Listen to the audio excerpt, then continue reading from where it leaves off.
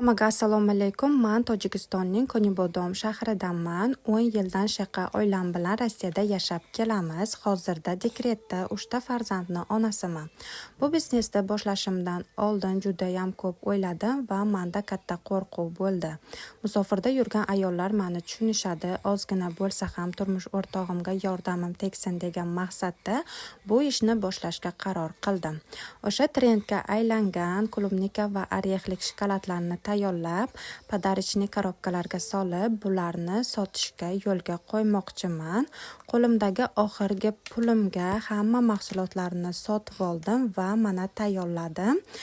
Bu yo'lda albatta sizlarni podдержкаларing menga juda ham kerak va muhim qizlar. Podдержка qilishlaringni juda xohlagan bo'lardim. Albatta kim menga like bosib podдержка qilayotgan bo'lsa, shunday yaxshi kunlarda Allohim sizlardan rozi bo'lsin. Mendan qaytmasa, albatta Allohimdan qaytishini so'rab qolaman.